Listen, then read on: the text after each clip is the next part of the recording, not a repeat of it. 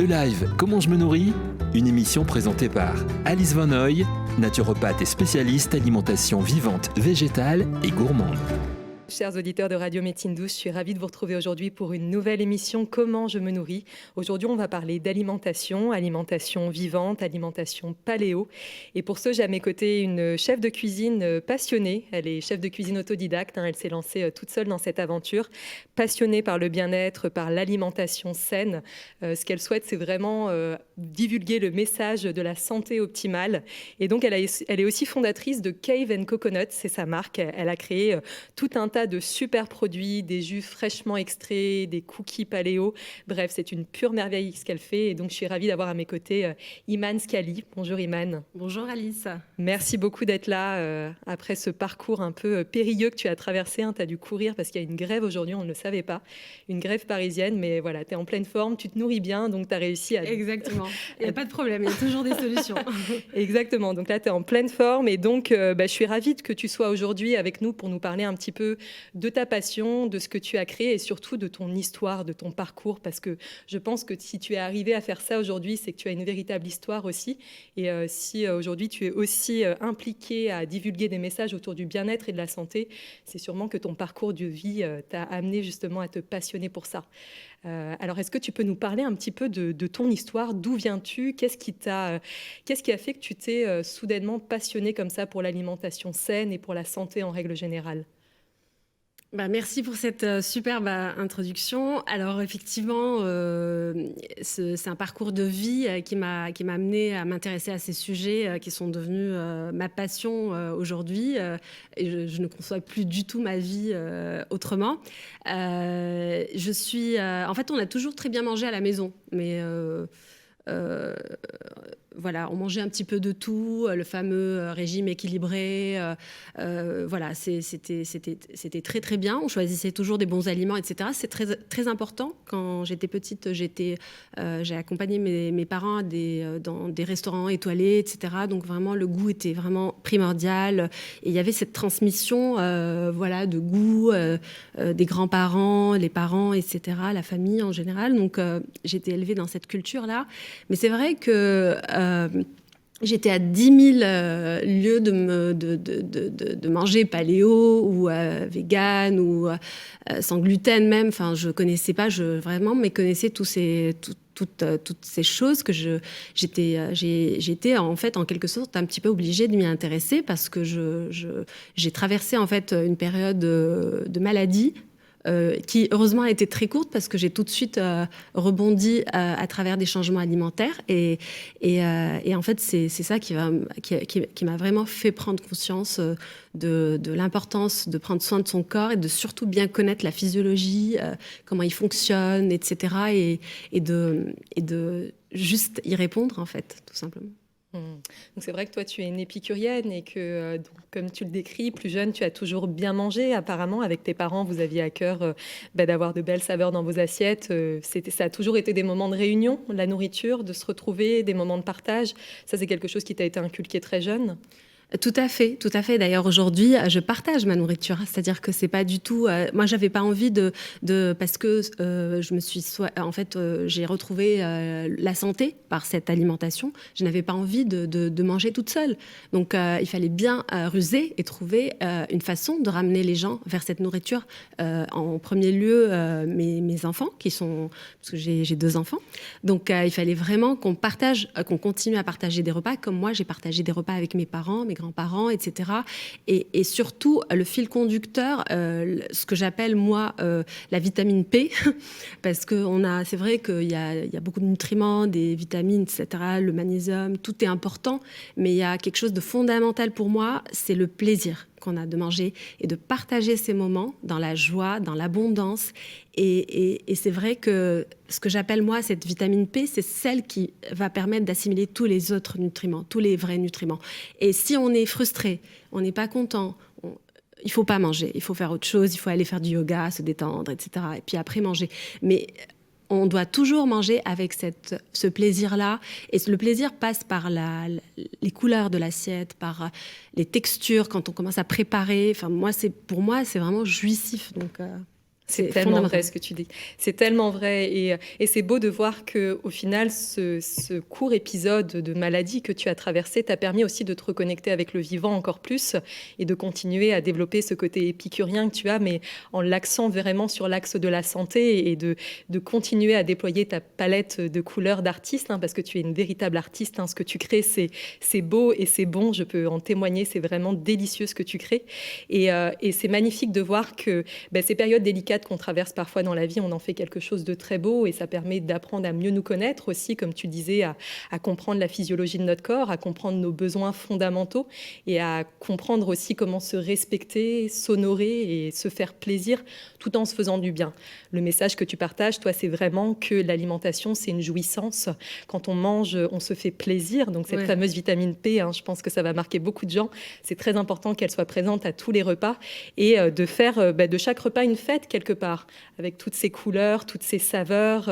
Toi, tu as vraiment ce don aussi de créer des textures aussi qui sont très intéressantes, très réconfortantes, tout en ayant l'utilisation d'ingrédients aussi de très haute qualité. C'est vraiment magnifique ce que tu proposes. Donc bravo pour ça. Et là où je voulais plus éclairer aussi les auditeurs, c'est sur cette question du régime paléo. Parce que toi, donc, tu as parlé du véganisme, on a parlé de cuisine vivante, végétale. Qu'est-ce que tu pourrais dire sur le régime paléo? En quoi il se définit? En quoi ça consiste exactement? Alors en fait, moi, je n'aime pas beaucoup les cases. Mais c'est vrai que quand j'ai créé Cave and Coconut, on m'a demandé de pitcher le concept, etc. en 3 mots. Donc il fallait que je trouve 3 mots. Donc, alors moi, personnellement, pour retrouver la santé, pour surtout la garder, parce que bon, il ne s'agit pas de retrouver la santé et puis après de rentrer dans des routines malsaines ou en tout cas qui ne nous correspondent pas et qui vont faire perdre tous les bénéfices. Donc pour garder ma santé, globalement, j'ai axé mon alimentation sur les légumes, sur tout ce qui est vivant, les légumes, un petit peu de fruits. Et en fait, je suis sortie de ce cercle infernal des céréales, de tout ce qui est sucre, en fait, en quelque sorte lent ou rapide. Donc tout ce qui est féculent, qui va alourdir la digestion. J'ai appris après que c'était acidifiant pour le corps. J'ai appris après, en lisant des livres, que c'était bourré d'antinutriments, que certaines civilisations... En fait, c'est la seule chose qu'on ne peut pas manger crue. Céréales et légumineuses. On est obligé de les cuire. On doit les faire tremper pour diminuer les antinutriments, mais pas les enlever complètement. Donc, en tous les cas, si on peut trouver des alternatives sans, qui vont être aussi satisfaisantes, par exemple qu'une pizza, comme des nanes comme on a aujourd'hui, ou ça me va, moi, ça me va très très bien parce que vraiment j'ai aucune culpabilité et puis c'est que du plaisir et généralement c'est beaucoup plus goûtu, beaucoup plus sophistiqué, beaucoup plus délicat et c'est tout ce que j'aime. Donc, La cuisine que tu proposes, elle est 100% végétale. Et c'est vrai que les sucrants que tu utilises, c'est généralement du sucre de fleur de coco. Est-ce que ça, tu utilises ce Oui, sucre-là? alors là, on est passé au monk fruit. Donc, on est en train de monter encore pour proposer des choses totalement cétogènes, keto. Après, le sucre de coco, moi, c'est une vraie passion parce que je trouve que quand je commence un gâteau, par exemple, au sucre de coco, tout le labo sent super bon. En fait, je trouve que ça sent même mieux que la vanille, en fait. Donc, je suis une amoureuse de ce sucre-là. Son indice glycémique est relativement bas. Il est bourré d'antinutriments. Il contient même de l'huile du Nil, qui est un prébiotique naturel. Donc, je trouve que c'est vachement intéressant. Après, il y a d'autres choses intéressantes que je suis en train de tester, comme le monk fruit, c'est le fruit du moine. On est en français, pourquoi parler en anglais? Il y a d'autres choses qui sont très intéressantes, qui viennent, que je découvre chez les confrères américains et que j'expérimente avec plaisir. Après, je suis pas fan du sirop d'érable, qui pour moi est trop l'indice glycémique est trop élevé. Et puis, c'est très compliqué d'en trouver de bonne qualité.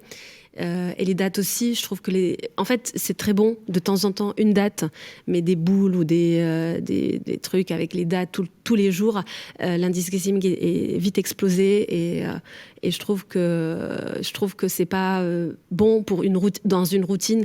Moi, je suis plutôt à l'oriental, en fait, comme en Orient, proposer ça dans des fêtes, tout ça de façon exceptionnelle, parce que c'est bourré de nutriments et il ne s'agit pas de ne plus du tout en manger, mais d'en manger à des occasions.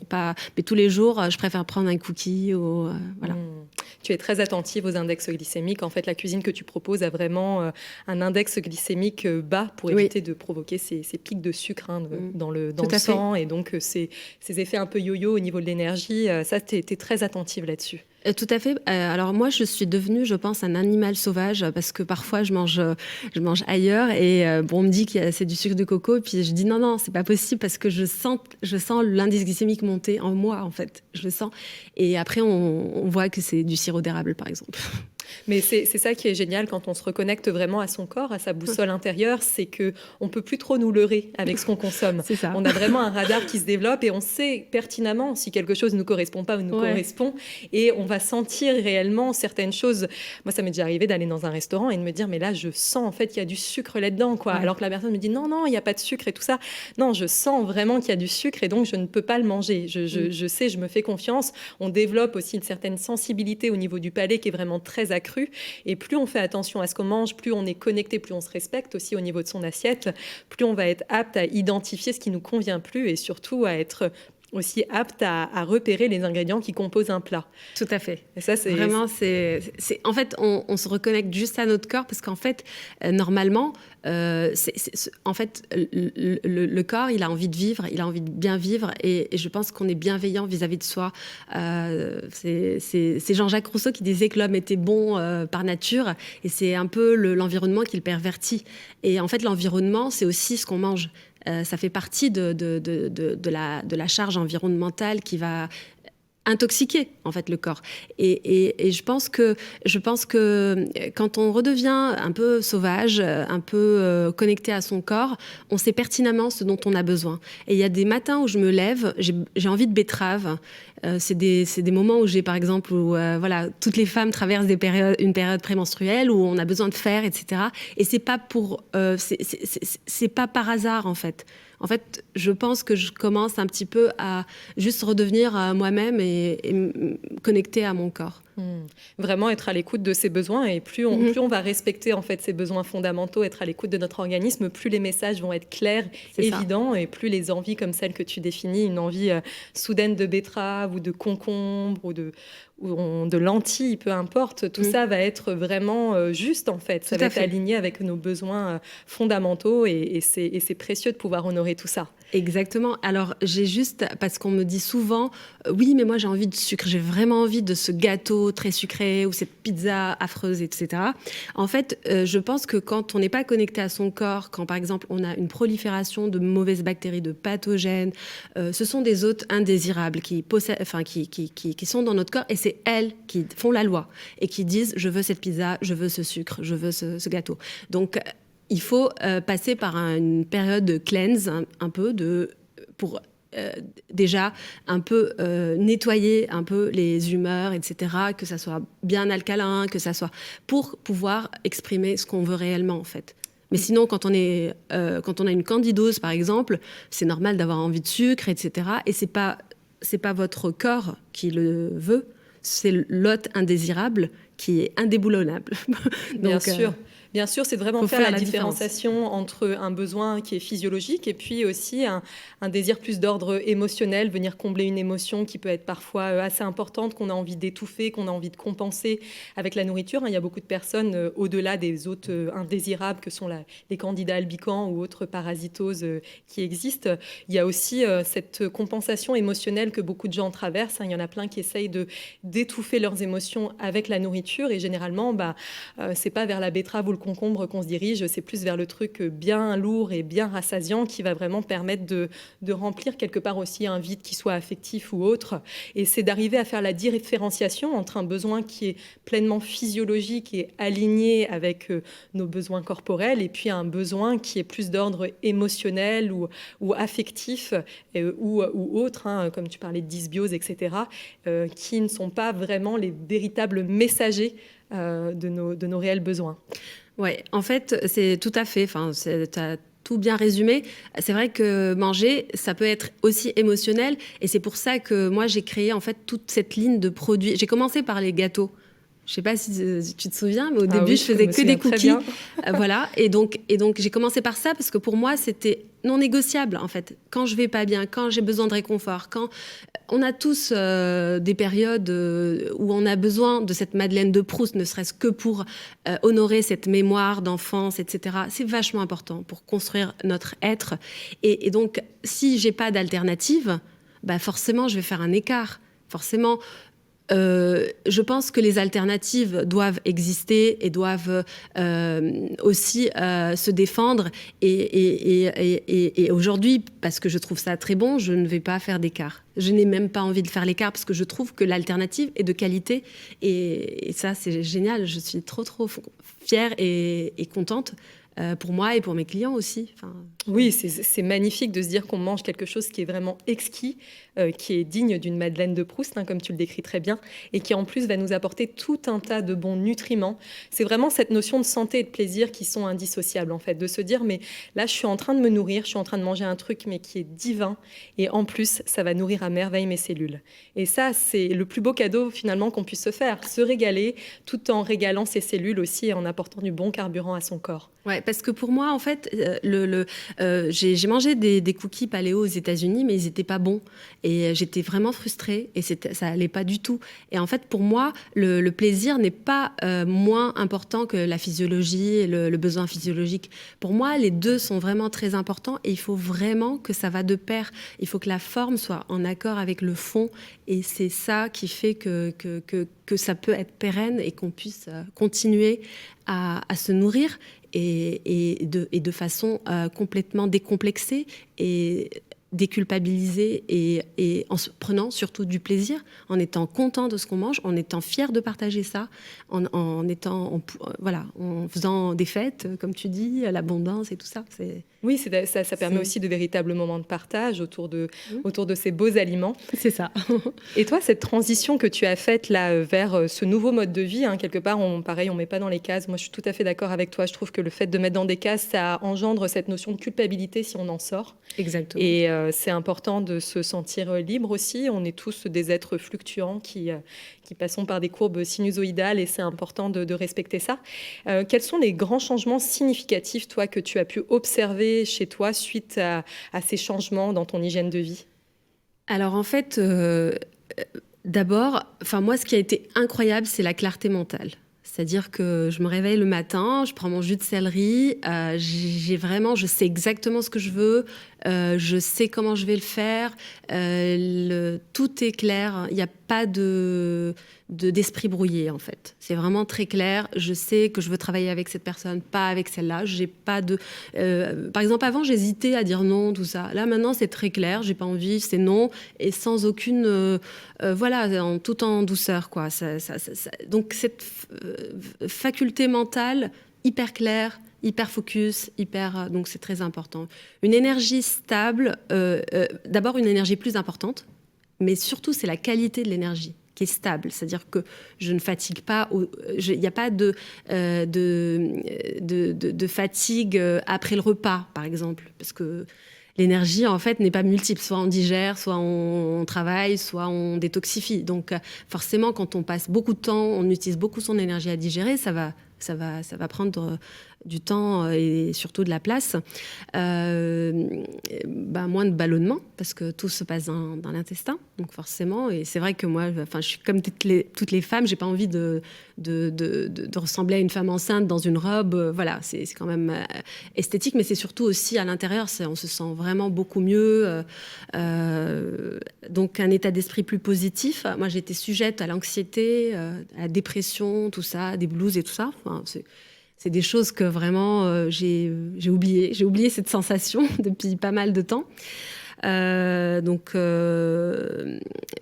j'ai perdu du poids, mais en fait, c'est une perte de poids durable. C'est pas des yo-yo, etc. C'est-à-dire que j'ai trouvé mon poids de forme et je l'ai maintenu.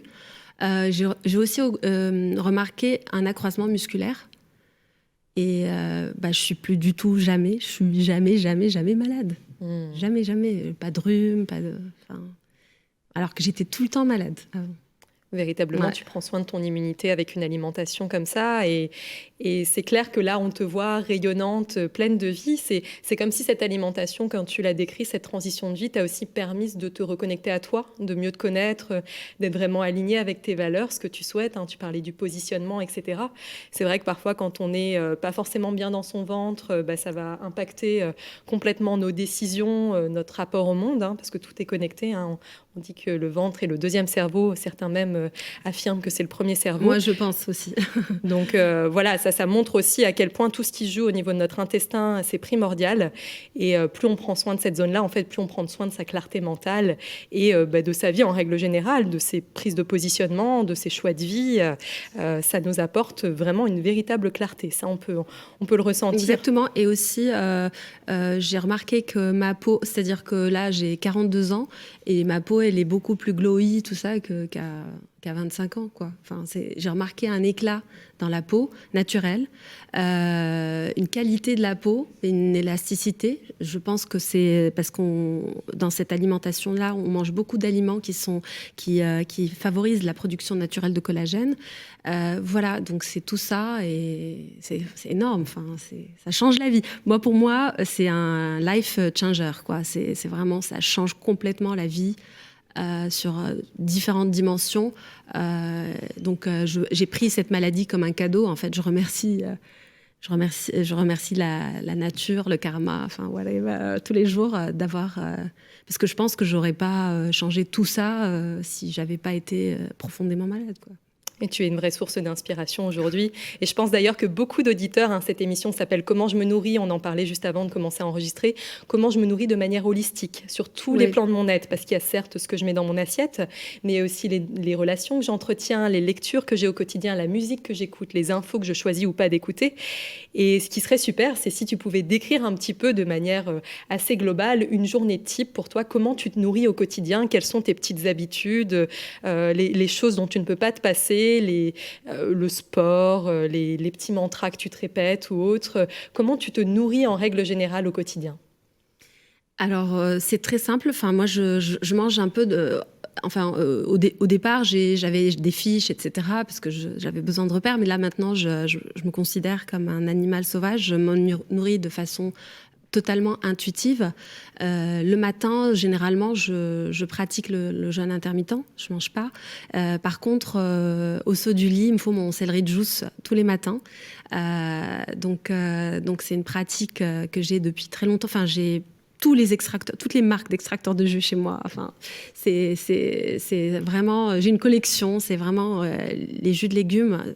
Pas de fruits, attention, parce que le fruit, je pense que c'est mieux de le croquer avec les fibres. La nature l'a fait de cette manière et je pense que c'est vachement bien de croquer des fruits de temps en temps, faire des smoothies par exemple.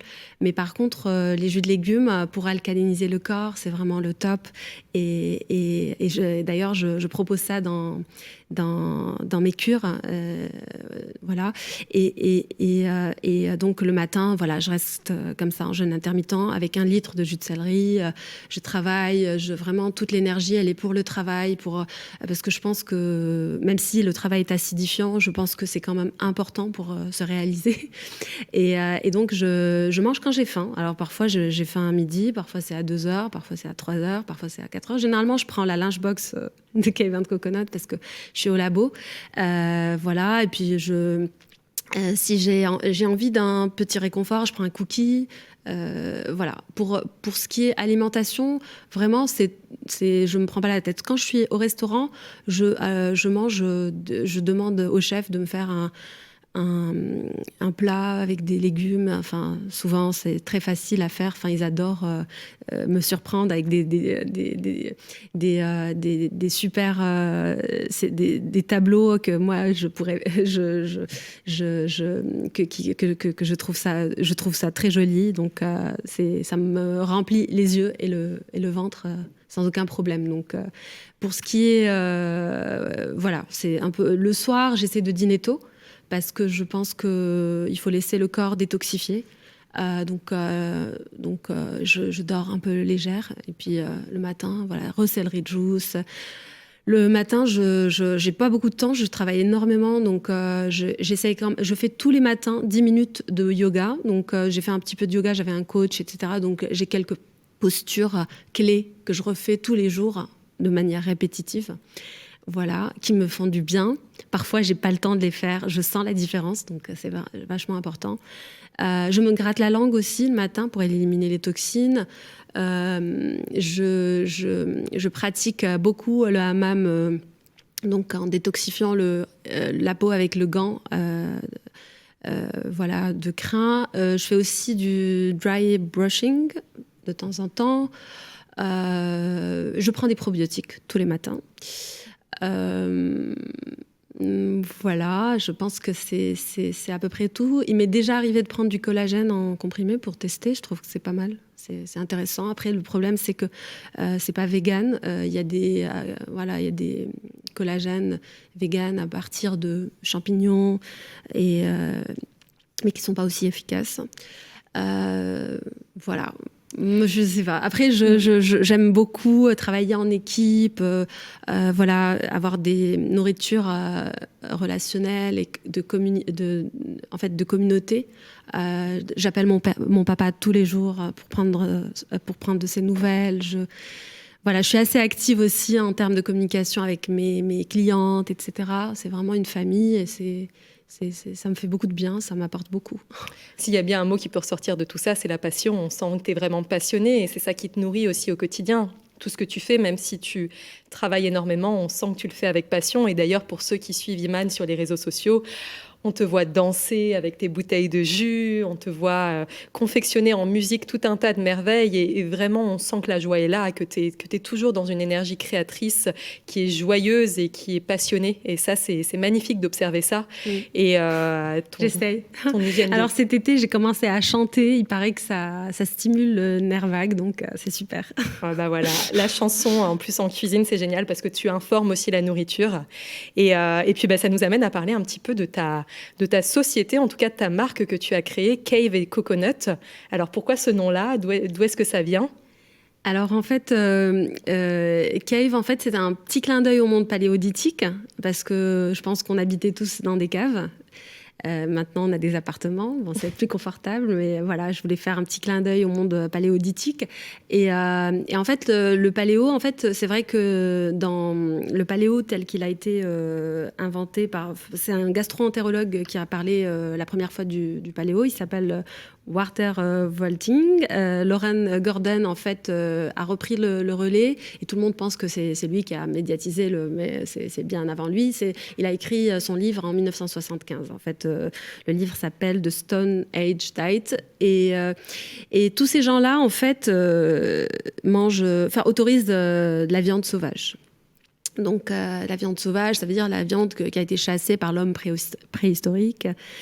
Et moi, je mange pas beaucoup de viande, donc en fait, je pense que je voulais ancrer la marque dans le végétal, parce que tout est vegan chez Cave & Coconut. Donc, j'ai pensé à la noix de coco. En plus, ça fait rêver, ça me plaît. Et puis, c'est vrai que c'est peut-être pas l'ingrédient principal, parce que tous nos gâteaux sont à base de purée d'amande, mais elle est toujours présente.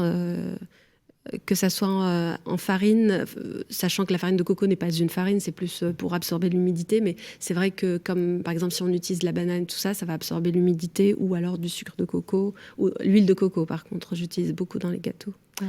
La noix de coco, c'est un petit peu le symbole du voyage. C'est une nourriture qui fait voyager et c'est très bien trouvé en tout cas. Et là, tu nous as ramené quelques échantillons un petit peu de tout ce que tu crées. Alors, tu fais des jus extraits à froid. Tu proposes des cures d'ailleurs. Hein. Tu proposes des cures très complètes sur une semaine, il me semble. 5 jours. 5 jours. Et là, c'est un menu matin, midi, soir. Comment ça se déroule? Tout à fait. Alors en fait, je propose 2 sortes de cures. Avec donc une 2-day sugar detox, vraiment celle-ci elle est très facile d'accès et tout le monde peut la faire, même les femmes enceintes, etc. C'est vraiment une nourriture paléo-végane qui va juste sortir le sucre du jeu. Après, quelque chose de plus sérieux, c'est la Cleanse Alkaline Reset. En fait, c'est une cure que j'avais faite à l'Institut Hippocrate en Californie, qui a été développée par le docteur Anne Wigmore, que j'adore, que je trouve vraiment, c'est un précurseur dans tout ça. Et juste à l'Institut Hippocrate, en fait, je trouvais que c'était pas très goûtu. Ça manquait de sophistication. En fait, ce qu'il faut savoir, c'est que l'Institut Hippocrate, c'est très, très brut et très, voilà, très hippie, un peu, voilà. Et donc, je trouvais que ça manquait de... Donc, je me suis dit, je vais rentrer à Paris, je vais prendre des cours avec un grand chef et on va essayer de la rendre plus sexy et plus sophistiquée. Et en fait, j'ai pas eu besoin d'un grand chef parce que j'ai travaillé depuis en autodidacte. Donc, c'est moi qui développais toutes les recettes. Et donc, elle est très, très sérieuse. Hein. C'est une cure médicale vraiment pour en fait, l'intérêt principal de la cure, c'est de baisser l'inflammation en apportant un maximum d'alcalinité dans tout le corps. Donc ça, c'est vraiment le but. Et ça régénère en fait les cellules de manière saine avec des constructeurs, parce qu'il y a beaucoup de légumes. En fait, tous les jus sont des jus de légumes, il n'y a pas de jus de fruits. Donc, c'est des constructeurs qui vont reconstruire des cellules saines et détoxifier toutes les malsaines.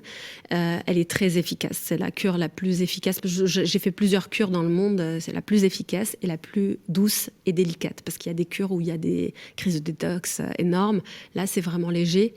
Et donc, c'est ma préférée. Donc, j'ai voulu proposer ça à toutes mes clientes. En fait, c'est à la demande de mes clientes que je l'ai sortie.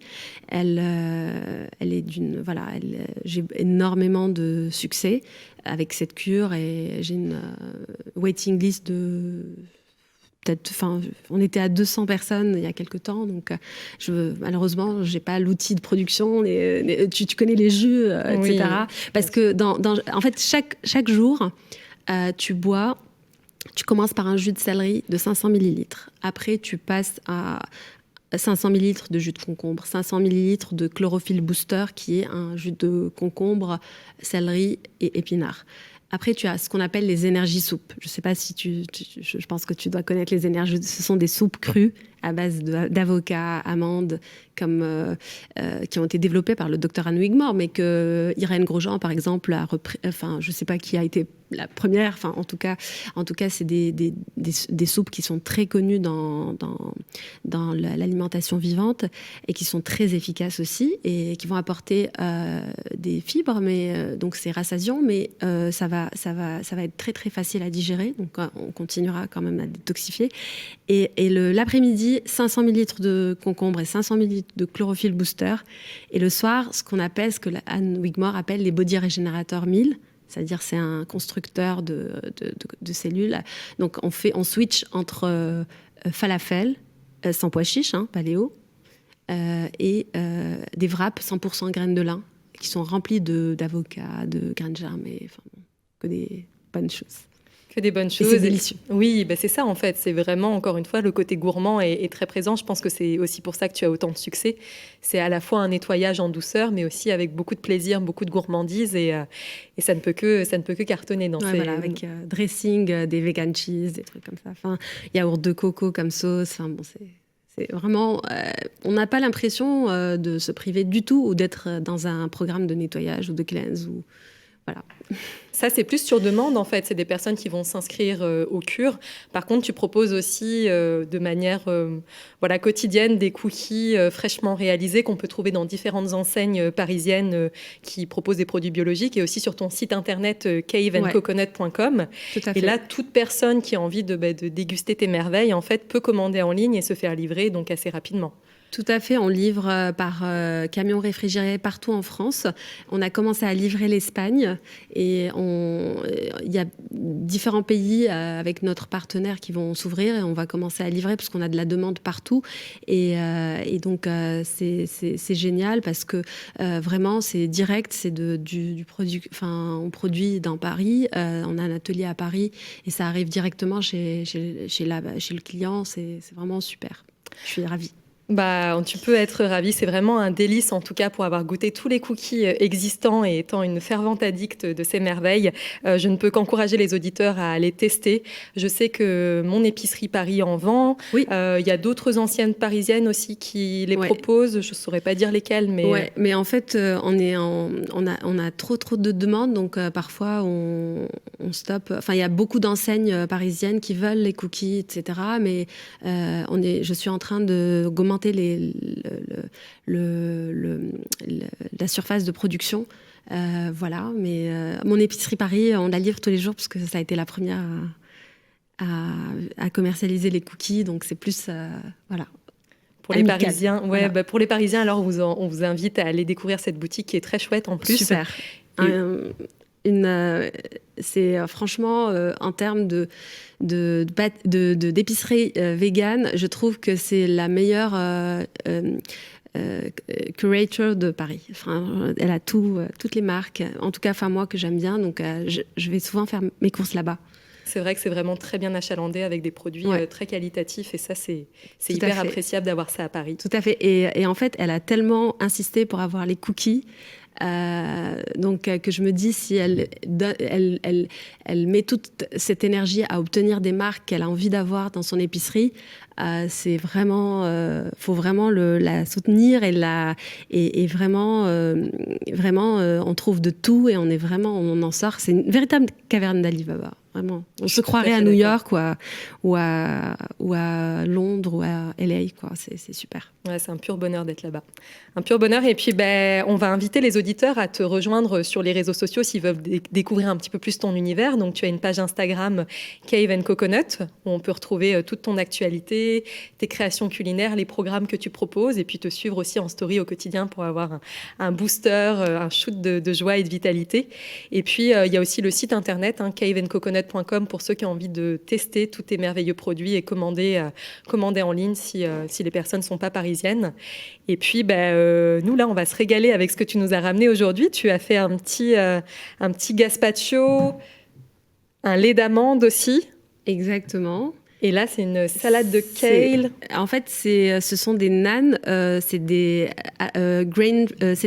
almond butter naan. Donc, la pâte est faite à base de purée d'amande et ils sont farcis aux patates douces, poivrons jaunes, rouges, courgettes, oignons. C'est une tuerie. C'est la lunchbox du jour, en fait.